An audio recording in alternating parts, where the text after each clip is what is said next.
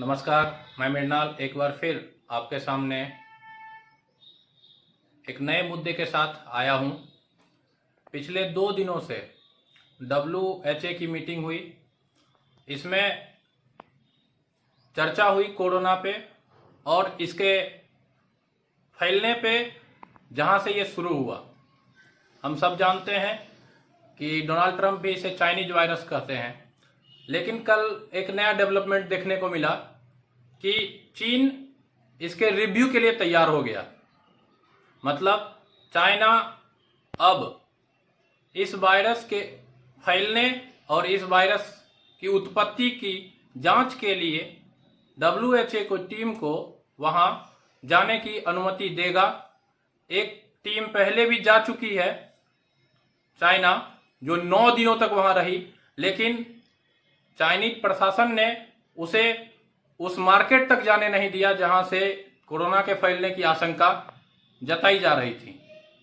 मैं आज इस गुड न्यूज के साथ आपको बताऊंगा कि चाइना तैयार तो हुआ है, लेकिन उसमें कुछ ना कुछ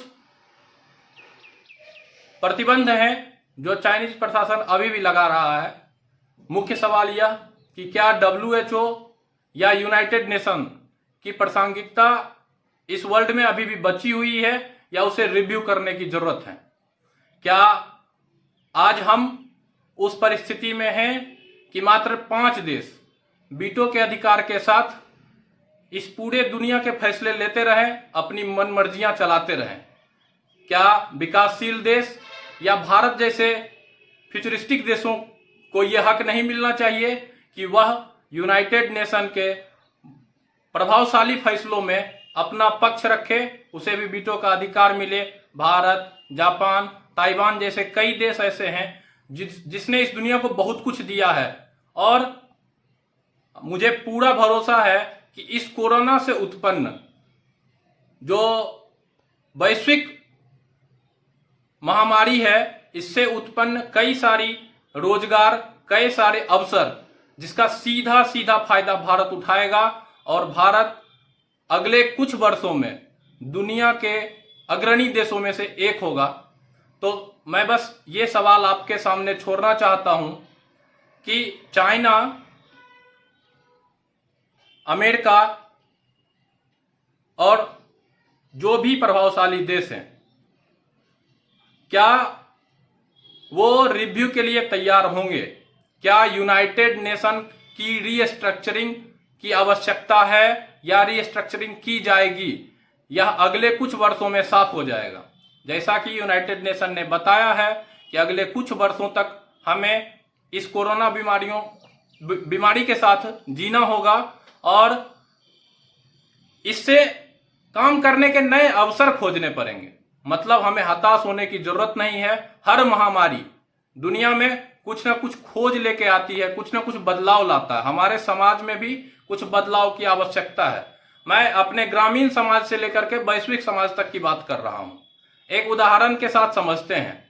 जब द्वितीय विश्व युद्ध हुआ तो उस विश्व युद्ध के बाद यूनाइटेड नेशन की स्थापना हुई, और जब प्रथम विश्व युद्ध हुआ तो उसके बाद भी एक ऐसी ही वैश्विक संगठन की स्थापना हुई थी, लेकिन उसकी प्रासंगिकता बहुत दिनों तक नहीं रही। फिर उसे रिव्यू किया गया और फिर यूनाइटेड नेशन की स्थापना की गई थी। इस दोनों वैश्विक आपदा, जो दोनों विश्व युद्ध हुए हैं, उसके बाद एक सकारात्मक बदलाव हमारे ग्रामीण अर्थव्यवस्था, हमारे ग्रामीण समाज में भी आया, या कहिए कि जो रिवॉल्यूशन हुआ था उस रिवॉल्यूशन में भी आया। मतलब आज हम एक नया सवाल आपके सामने, एक नया शगुफा रखता हूं कि आप सोचिए कि कोई तो समय रहा होगा जब महिलाएं ऑफिस का काम नहीं करती होंगी। यह कब से शुरू हुआ? प्रथम विश्व युद्ध के समय से। जब प्रथम विश्व युद्ध चालू हुआ उस समय जो बड़े बड़े देश थे जहां पे इंडस्ट्रियल रिवॉल्यूशन हुआ था, वहां पे जो पुरुष थे वही इंडस्ट्री चला रहे थे, लेकिन विश्व युद्ध के कारण पुरुष की व्यस्तता बढ़ गई युद्ध में, तो कुछ महिलाएं आगे आई जिन्होंने अपने इंडस्ट्री को संभाला। और आज जो हम महिला सशक्तिकरण पे इतना फोकस देख रहे हैं, इसकी शुरुआत या कहिए कि इसका बीज उसी समय पड़ा जब प्रथम विश्व युद्ध चल रहा था। तो यह एक बदलाव था जो कि मैंने आपको बताया उस वैश्विक आपदा के बाद। तो मैं मैं कह रहा हूं कि ये संभावना हर कोई अपने से तलाश सकता है कि इस महामारी, कोरोना वैश्विक महामारी के बाद हम अपने अंदर क्या बदलाव लाएं या समाज को क्या बदलना चाहिए। यह बदलाव हर व्यक्ति अपने अंदर करे, हर व्यक्ति अपने सशक्तिकरण के लिए। कोई एक दिन में देश नहीं बदलता, हम शुरुआत खुद से करेंगे, हम अपने कार्यशैली को बदलने का प्रयास करेंगे। और सेम बात वैश्विक जगत में भी फिट बैठती है।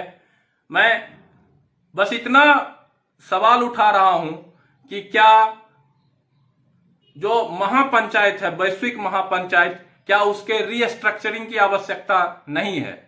बस मैं अंत में यही कहूंगा कि आप लोग इस सवाल को सोचिए और कमेंट करके हमें भी बताइए कि हां या ना। अगर हां तो इसके लिए हमें अपने देश में क्या करना चाहिए ताकि नया बदलाव हमारे देश में भी आए।